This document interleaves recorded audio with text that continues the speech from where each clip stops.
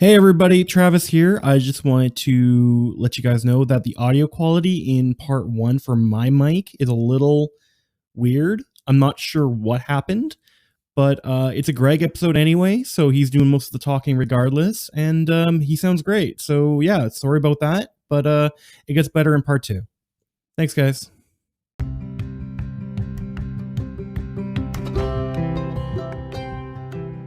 Hello, I'm Travis. And I'm Greg. And you're listening to Building Blank, a collaborative world building podcast. Yeah, where we talk about everything world building, from the lowest dungeon to the highest peak.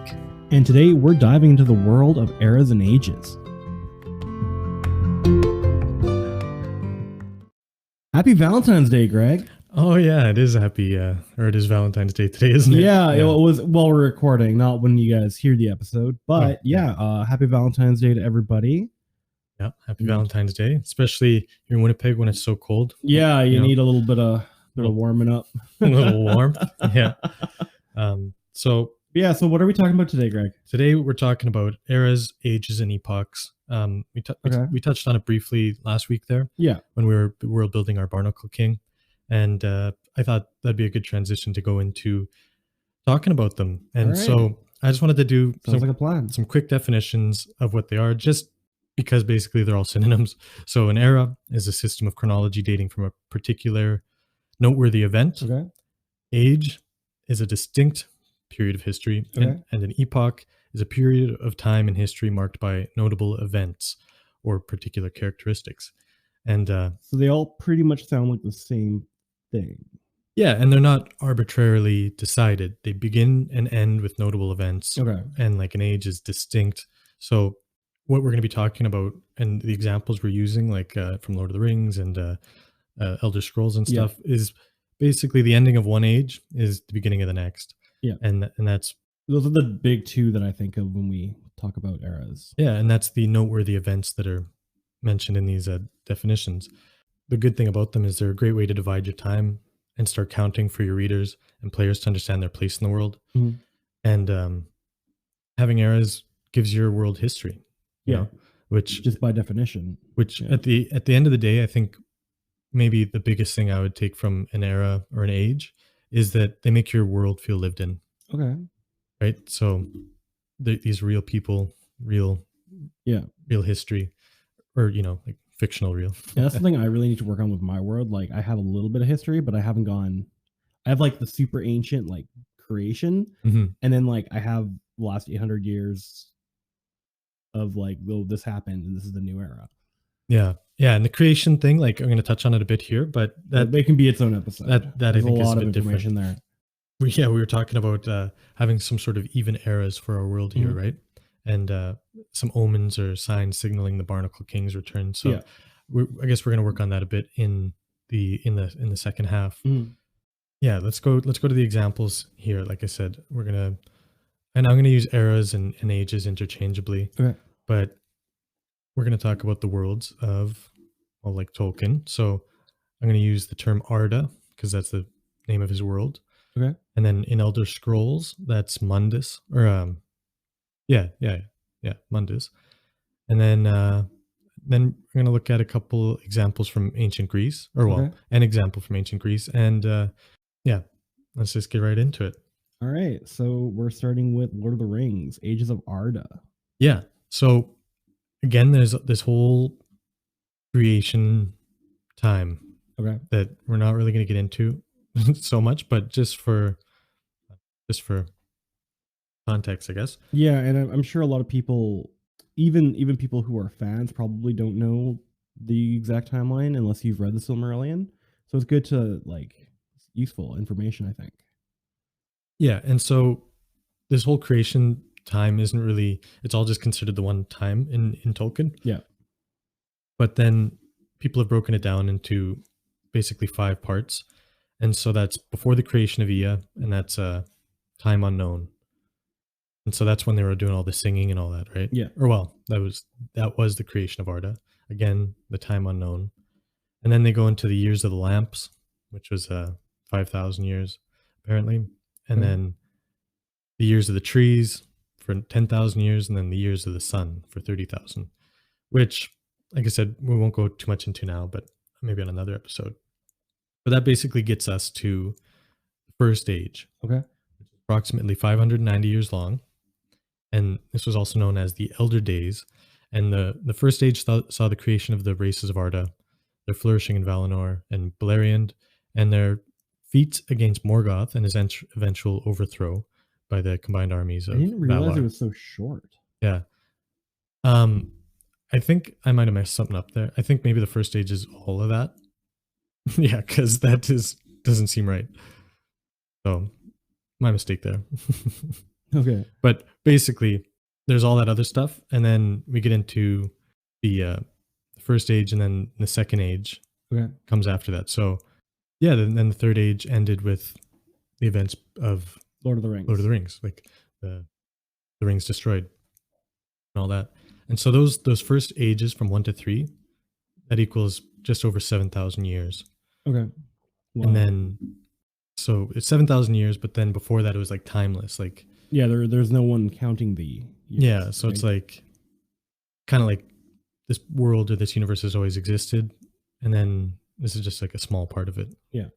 I didn't really know this, or maybe I forgot this, but I guess Tolkien was going to write a sequel. A sequel, yeah. Not a lot of people do know that. And it was placed in the fourth age. And I'm just going to summarize this from this letter that he wrote. He says, I did begin a story placed about 100 years after the downfall, but it proved both sinister and depressing. Since we are dealing with men, it is inevitable that we should be concerned with the most regrettable feature of their nature, their quick satiety with good. Then he goes on to talk about some kind of crazy stuff. But I could have written a thriller, he goes on, about the plot and its discovery and overthrow, but it would have been just that, not worth doing. So he clearly is not a big fan of thrillers. Yeah. I'm kind of like, I kind of wish he did, because that would be pretty badass. Yeah. He talks about like Gondorian boys acting like orcs, or yeah, and like some satanistic stuff. But yeah. And then after that is the after the fourth age is the recreation of Arda, the Dagorath, the battle of all battles. Okay. Basically the end times, which is, Ragnarok, the apocalypse, all that stuff, the remaking, right, of it. So the end of the world. Yeah, but it's specifically the recreation. So it's the end, but it's also the beginning, kind of just like these ages, right? One end is just another beginning. It's like a big circle. Yeah, the Ouroboros almost, maybe. Yeah, Ouroboros. I don't know how to say Aurora Borealis. Borealis. Yep, it's the Northern Lights. Yeah. And so then that's basically just a quick rundown of the history of Arda with its eras and its ages. And so he uses the word ages in his. Mm-hmm. And then let's go to the Elder Scrolls. So Arbus, that's what it is the name of the universe. Okay. And then Mundus is specifically the world. Okay. So yeah, each era ending with, and then I'm quoting here from, I think their wiki, the conclusion of significant political occurrences such as the end of a monarchic dynasty or the conquering and unification of societies into a single governmental sovereignty. So right, that would be a notable event.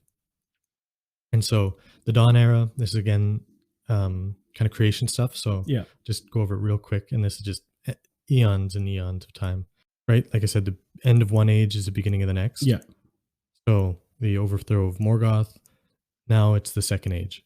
Okay. And so that was like roughly 3,500 years. And that saw basically the rise of Numenor. Yeah. The One Ring got made. Mm-hmm. And then that's when the Astari or the wizards came. And Tolkien has two different versions of when they came. In Unfinished Tales, he says Second Age 1000 is when they came. But however, in The Peoples of Middle-earth, they came apparently around the year 1600, around the time of the forging of the One Ring. Okay. But yeah, and then it ended with the downfall of Sauron's army when he was defeated by the last alliance of elves and men. Okay. After the fall of Numenor. Yeah. So Numenor rose and fell, all in the Second Age. And then the end of the Noldoran realms in Middle-earth. Basically, it was the whole Second Age. Okay. And then the Third Age is the age that Lord of the Rings, the book, and like The Hobbit and all that takes place in. Okay. So that is after Sauron's defeat. and then Isildur takes the ring, and then Is this an autocorrect?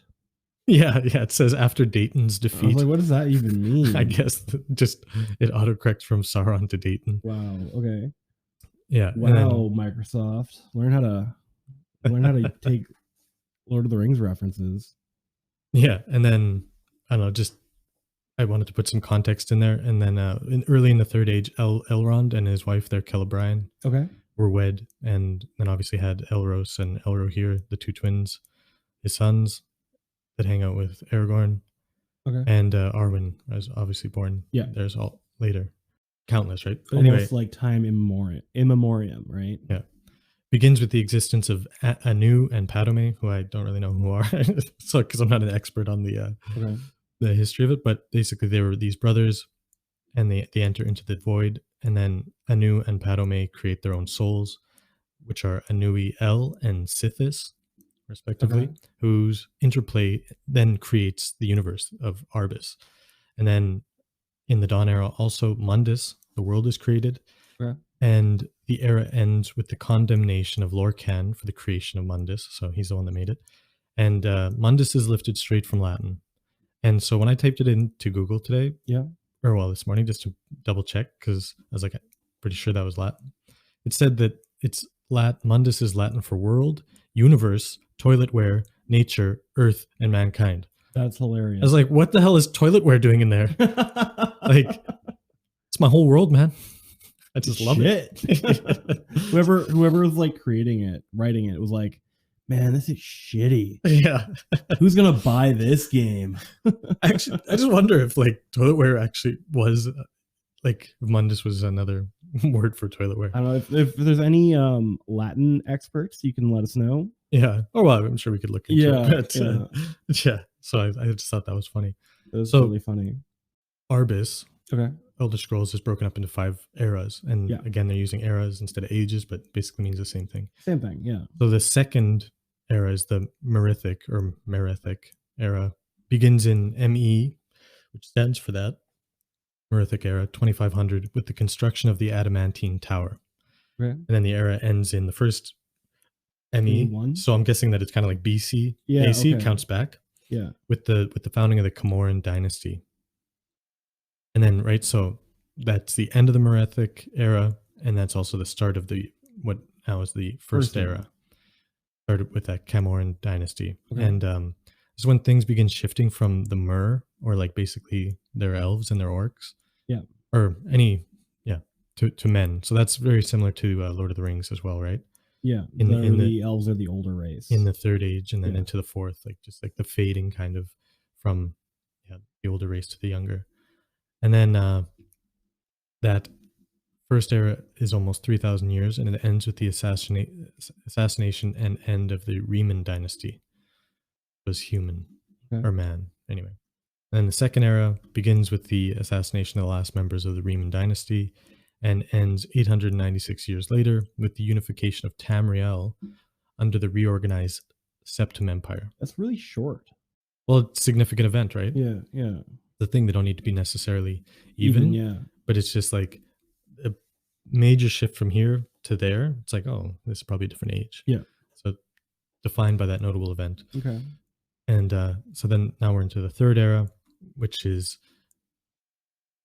end of the Septim dynasty, is the Oblivion Crisis. Yeah, you play that game. In 3E 433. Yeah. I guess that was only, I messed something up there. Oops. Unless it is only 433 years. Anyway, not that important. We go into that's the games they play there, and then you go into the fourth era. Mm-hmm. So after the Oblivion Crisis, then the fourth era starts, and then that's basically the Skyrim Civil War and the Dragon Crisis. And I was just gonna I'm not gonna do any spoilers here, just because they're still making that game, right? Like they keep just remaking it. Yeah, well, I mean, it's over 10 years old now. I mean, if you don't know the gist of Skyrim. Yeah, and then by now you're not going to, right? Yeah, and again, they kind of drew from Norse mythology and Ragnarok. Yeah, for that one, just as a subtle hint. Yeah, because he's supposed to like be the end of the world, right? Yeah. So then we go into, this is Hesiod's 5 Ages of Man. Okay. So he was a Greek dude. between 750 and 650 BC is when he lived, and it is in his Works and Days. He has five ages, he calls them, and that begins with the Golden Age. Okay. And that's the only age that falls within the rule of Cronus. Yeah, the people that lived during this time were created by the immortals who lived on Olympus, and these humans were said to live among the gods and freely mingled with them. It's all, peace and harmony and all that stuff. Yeah. They didn't have to work to feed themselves. It's kind of like the, Eden sort of thing. And they lived to a very old age with a youthful appearance and eventually died peacefully. And I thought, that sounds a lot like elves, Yeah. or maybe even Numenorians. Okay. And then these spirits were kind of unique because these ones stayed on the earth, or kind of like in the earth, and became guardians. Okay. Which cool. Also kind of reminded me of the elves, right? Like when Tolkien kind of vaguely talks about fading, right? Like elves are immortal, and their spirits are immortal and tied to the earth. And and where men go after they die, we do not know. You can definitely see the inspiration there. Yeah, and that's kind of why I included this, right? Because obviously Tolkien is drawing from history. He's inspired by things too, right? Like he's not just making all this stuff. Yeah, exactly. Yeah, so then it goes into the Silver Age. And so these are all kind of metals, basically, starting with gold and then down to silver. And then the rest of these ages all fall within the rule of Zeus. Okay. And so these ones are kind of funny because they're basically the opposite of the Golden Age. And so the men in the Silver Age lived for 100 years. And when I say men, if I remember correctly, like it was literally only men that lived. Like they hadn't made women yet. Okay. So it was just men. So I don't know how that worked, but men in the Silver Age lived for 100 years under the dominion of their mothers. Oh, look, I'm contradicting myself. I'm trying to remember my my Greek mythology course, but because pretty sure Pandora was the first woman. Anyway, I don't know. Doesn't really matter. Answer that question. But so here's where it's kind of like the same and opposite as the Golden Age, because they lived only a short time as grown adults. So they were just like children for most of these 100 years. Okay. And then they just kind of grew up all at once and died.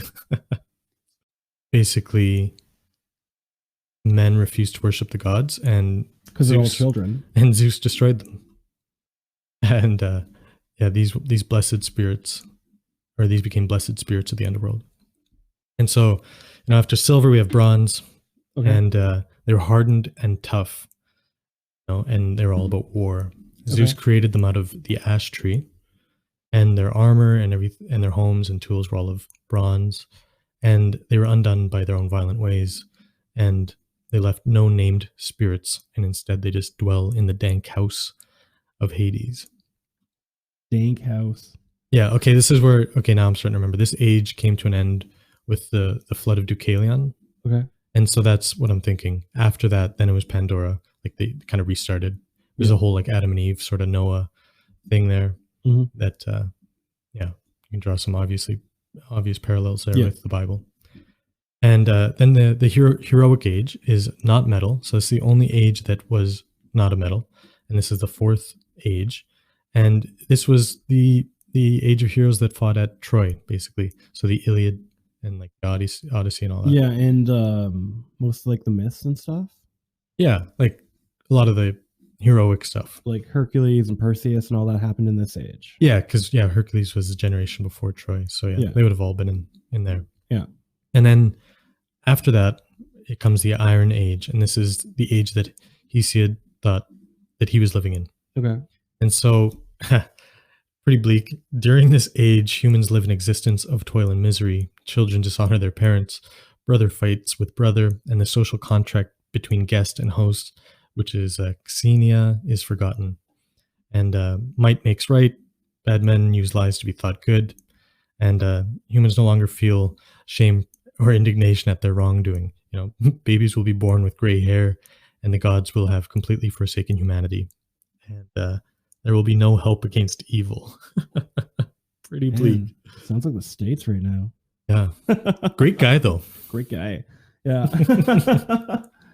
All right. And so then I'm just going to quickly touch on Ovid, because he kind of amends Hesiod's ages, and he emits the heroic age. That's basically the only difference. And he has a couple different differences, but basically 4 ages: gold, silver, bronze, and iron. Okay. And Yeah, I wanted to just include this last little bit since we have a little bit of time. Mm. Was this is kind of not an age necessarily, but this is the dream of Nebuchadnezzar the second in the Bible Okay. in the book of Daniel. Yeah, he has this dream about this statue, and the statue is made of pure gold. Its chest and arms of silver, its belly and thighs of bronze, its legs of iron, and its feet partly of iron and partly of baked clay.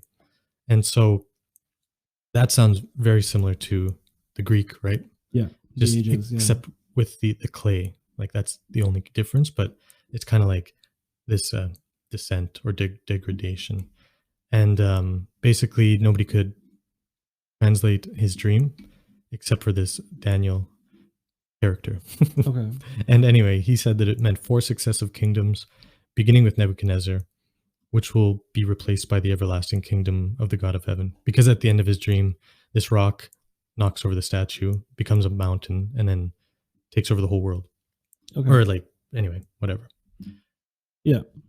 But yeah, so And kind of I ran. had some weird dreams in my time, and one's pretty crazy. Pretty good one. But yeah. So I kind of ran through that quick, but basically I wanted to get them all in there just so that we could kind of look at some of the commonalities and the differences, right? And again, all of that stuff, like having creation myths and a history in real life obviously has different meanings, but in a story, all of having that history just makes your world feel lived in. Yeah. Like I think for me, that's the biggest thing. Because I'm sure you've read a story that just doesn't feel lived in. It's like it just doesn't grab me the same way anyway. Yeah, and I think having these eras gives you a good anchor point to where to put that history. Because then, like, okay, this is how we're going to make our calendar, and we're going to change it via like big events happening. And yeah, just like from a very practical standpoint, it's good to be able to know what year it is. Yeah, when you're writing your book or story or whatever campaign. So yeah, let's look at some of the things they have in common. So the Elder Scrolls and Arda and all Middle Earth and that, they have these timeless creation periods before like demarcated time of years and stuff begins properly. It's just kind of like this timeless creation period. And then Arda, Obris, and the Roman Ovid count 4 ages. That's like kind of excluding the the creation time. Okay. And then the book of Daniel there, like the Bible, and Hesiod count 5. So they're all pretty close, 4 or 5 ages. I mean, I also picked those. So yeah. I'm sure there's other ones that have different examples. Yeah. But that's another good point. Like if you're only you choose like, hey, my word's gonna have 4 ages. That's a good like amount, I feel, to write. You know? Because otherwise it's like you're putting all this work in and say you're at the end of it. Well, you're not gonna write like fill in on the blanks, right? Yeah, exactly. And you got like 12 ages. Yeah, it's hard to remember. Yeah. Like for your readers and stuff. It's like, oh, which age are we in? Like after that long, you'd think that people would just forget and restart counting. Yeah. Like that's probably kind of why they're only 3 or 4 or 4 or 5. But yeah, the Bible, Elder Scrolls, and Middle Earth all have kind of apocalyptic endings, which is a common theme for those. And then, and I kind of talked in each of the examples about this, the sense of the degradation over time. Not saying anybody has to do that in the world, and I'm not saying we're going to do that either, but just going through them, it's like kind of a bleak overview or a kind of outlook, like this glorious past, and today's the worst time to live in, and we're the worst. Yeah. And I think a lot of that comes from like a lot of our myths and stories are like very heroic, like we were saying. Yeah. And like you kind of like look at the past with like rose tinted glasses a little bit, right? Yeah. Like, and you're like looking around now, it's like, well, this is shitty. Wish I lived in that era. But then they're back there and they're like, oh, we're dying of plague over here. Wish we lived 100 years ago. Yeah, like in the Iliad, he's always referring to these feats of strength that just wouldn't, he's like, and then Hector threw a rock that would take 10 men or something to do today, and he just does it no problem. And yeah, it's just referring to this glorious past, whether true or imagined, right? Yeah. And then within that, you have this passing from the elves to men, like from the mortal kind of almost godlike beings to what we are today. Yeah. And then, yeah, last thing I wanted to put in there is if we think of this timeline as a universal story, then all stories need a beginning and a middle and an end, right? So the beginning would be that timeless creation period. Mm-hmm. The middle would be your ages proper, and then the end could be like the apocalypse. And then I just had a quote here from Jean-Luc Godard of the 1960s French New Wave film movement. He also said that beginning and middle and end, but not necessarily in that order. And then David Mamet adds, but that's why French movies are so effing boring. So I guess he clearly likes chronological in beginning, order, middle, and end. Yeah. Actually just makes me think again, like even talking about how like the degradation of ages, like I know a lot of people glorify like, the 60s and 70s, Mm-hmm. right? Yeah. I think it's just a even human on that, nature. like smaller time scale, like everyone always glorifies like the early days or before times, and today is the worst time to live in. Yeah. Like every age has always been like that. Like look at Hesiod way back then, and we look back to then being like, oh wow, the classical era. Just so good. It must have been so awesome to live then. Yeah. Well, maybe not, but but still it is glorified, right? Yeah. And the further you go back, you just see they just keep glorifying it. So it's really funny to hear that quote, because then like it's never changed. No, right? That's the thing. That's kind of like, remember when I did that weekly inspiration about the ancient Greeks and literacy, how they're like, oh man, it's just gonna ruin everybody. Back in my day we had memory and we used it, and this is just like a mental prothesis. And that's the same thing we're saying today about the internet and phones and stuff. I don't know, I guess this kind of got a little more philosophical than you meant to, but it's good. But I think with that, we're going to take a break. So we're going to work on our ages after. Yeah. So we'll see you guys after the break.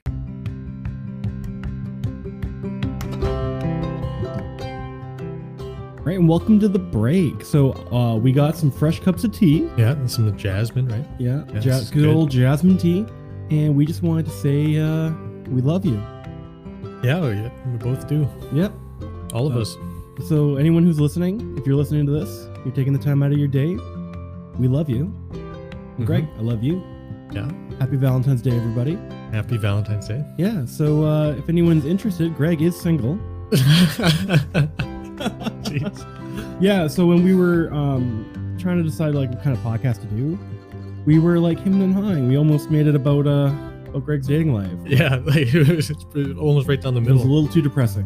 Oh, jeez. I was going to say it had about the same amount of content. Oh, yeah. World building and my dating life. Yeah, so fortunately we went with world building. But yeah, so Greg's single, ladies. Hint. Wink, wink. Yeah. He looks so uncomfortable. Yeah, I am pretty uncomfortable about that, actually, now that we're getting to it. All right, well, so we got tea. I ate a cookie, and it's time to get back to the show. Yeah, love you. All right, and welcome back. All right, so what are we building? So we're going to talk about eras. Okay, that's a natural transition. I like that. Yeah. So what we're going to do, I think, is set up. This is we've already done like the preliminary because we're going to base it on the Crab Wars, right? Yeah.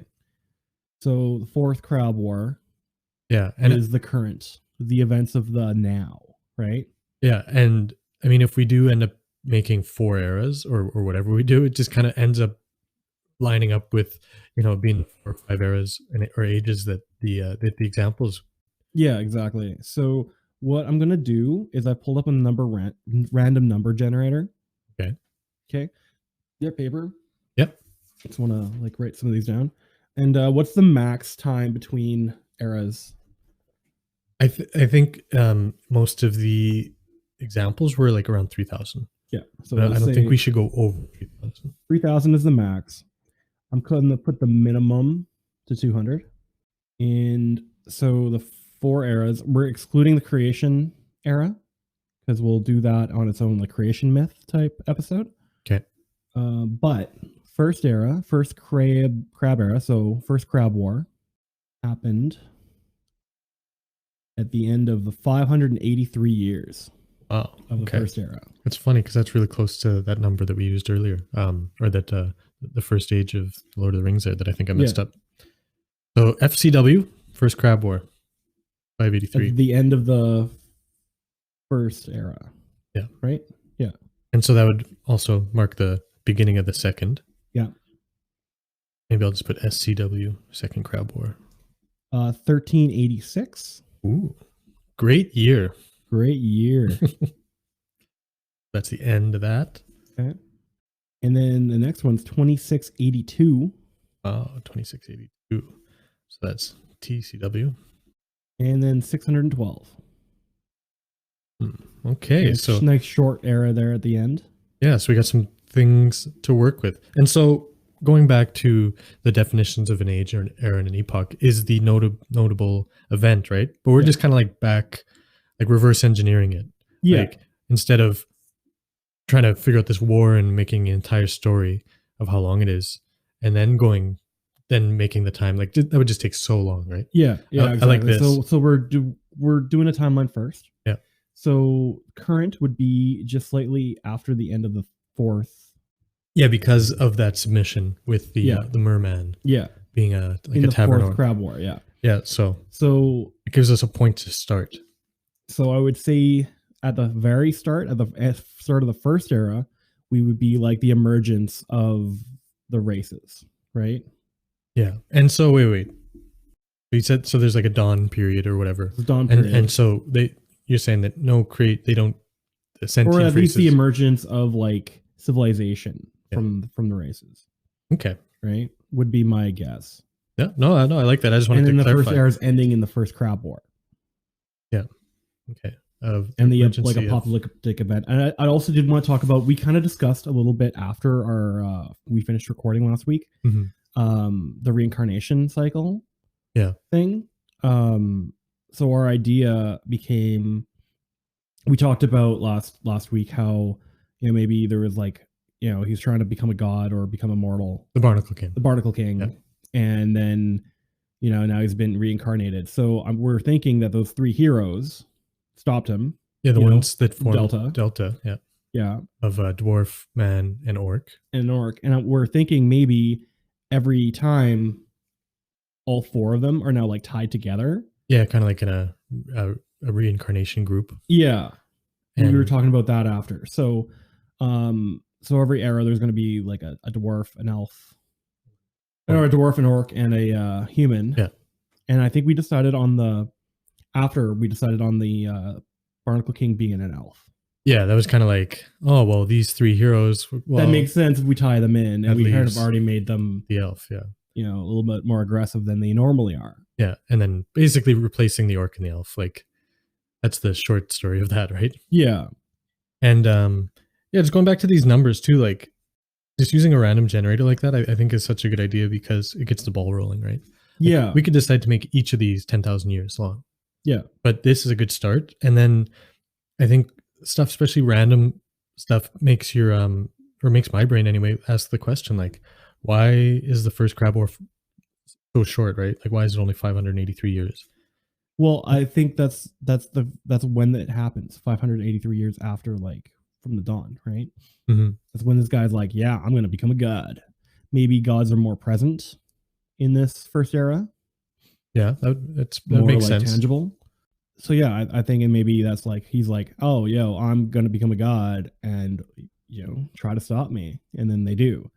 The other thing I wanted to talk about, what are the like omens that predate, the crab war starting. So I'm thinking maybe there's more like storms than usual. Yeah, that would more sea storms.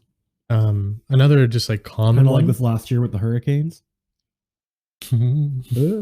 Storms, and then maybe just like hurricanes in general. Yeah. There's maybe like some strange creatures being fished up. Yeah, actually, we could probably do a different episode on creation and then another one on apocalypses, right? Yeah. Not saying that we don't have to talk about this now, but just think about it. It's like, oh, there's a lot of info on both of those. Oh, it's almost as if like if he succeeds, then it will be the apocalypse kind of thing. Yeah. Right. Yeah, no, I like that. Then usually, I mean, if we are talking about like end time stuff, there's usually plagues. Yeah. And then I don't know if we want to go into like Antichrist territory, but the villain does always have a goal, right? So they would think that they're probably being a savior somehow, Yeah. or at least accomplishing something beneficial to them.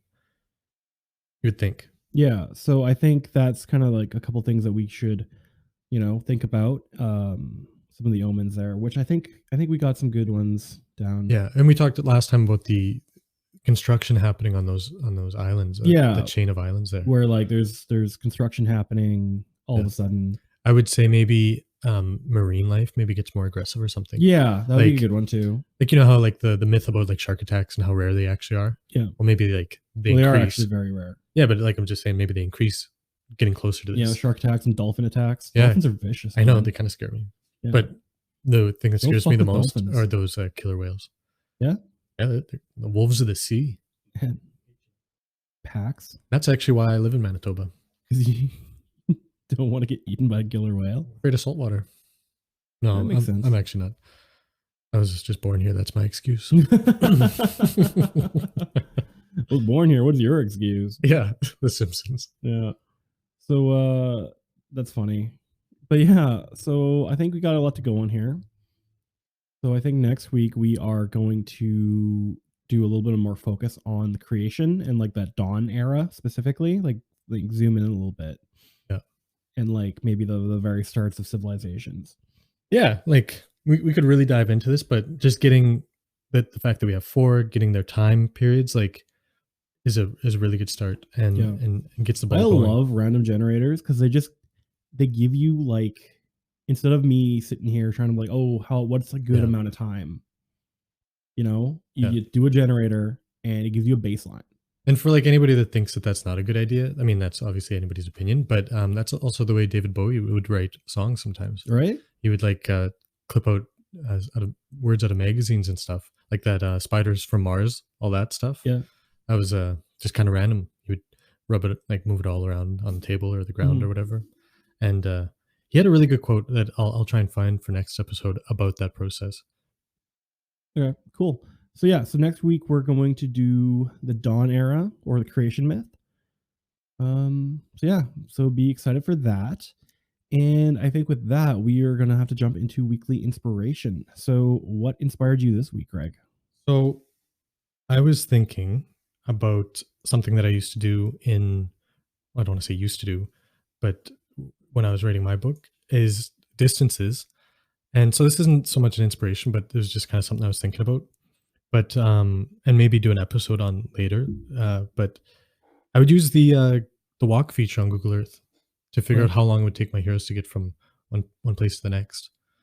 Right. And so I would just like pick points on the map on just wherever, and then be like, okay, so for example, Bunnylog to Clearwater Crossing, we could figure out how long do we want that to be, and then we could just find 2 places in Google Maps that are that distance, maybe similar terrain or whatever. Yeah, and then type it in, and then it gives you obviously a time, and then you can go use that.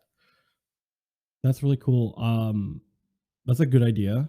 Really good idea, because that's just something I want to do, is like figure out our distances. It's something that I kind of neglected when I was making my world, because I was like, okay, it should take you guys about 2 weeks to get there by walking. And then like, it's like another 2-week boat ride or whatever. And I don't really ever like wrote it down, and it doesn't like, there's no scale on my map. Yeah.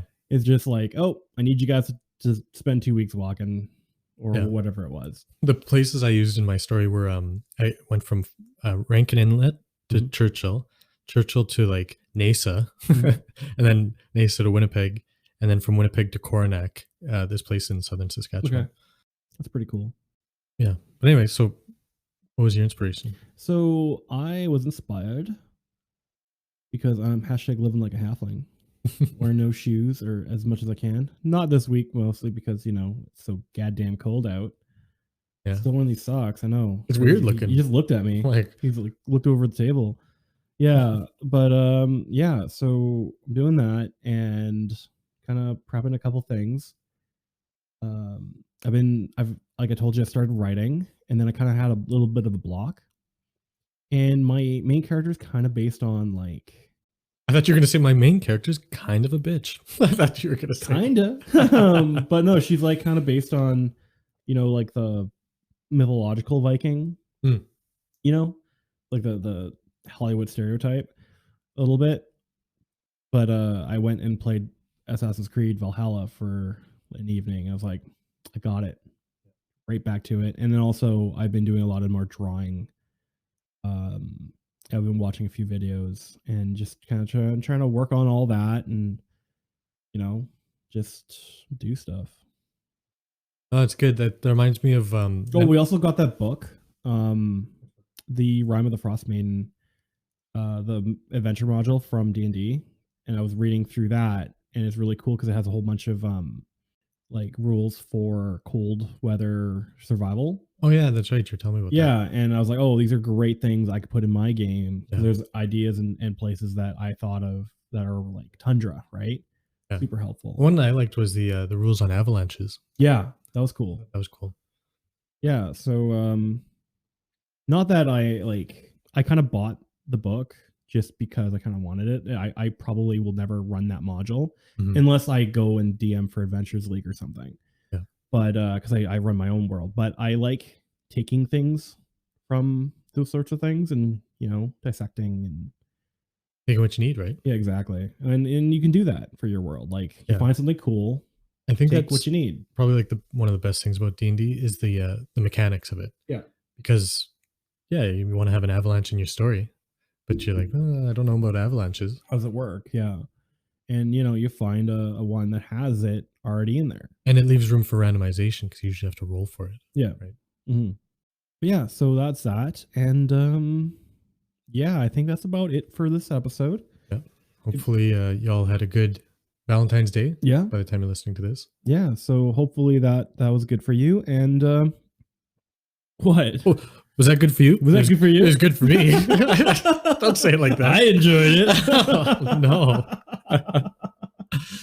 But yeah, so if you guys want to get a hold of us, you can hit us up on Facebook, Building Blank Collaborative World Building Podcast. We have Instagram, which I'm trying to do more of. I've never been a good like Instagram person. Yeah, no. So at Building Blank Podcast. I'm on TikTok. I've been TikToking about our show and doing some like skits and stuff in costume. Yep.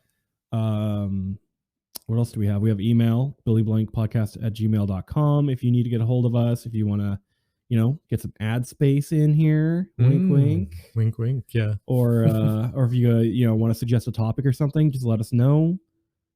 We just love to hear from you. Discord down in the description. If the link doesn't work, let me know. I'll send you a new one because it keeps expiring on me, and I don't know how to fix that. So I keep setting it to not expire, and then it does anyway. So I don't know. Anyway, so hit us up. Let us know what you think. If you have any suggestions, if we missed anything. Yeah. But otherwise, have a great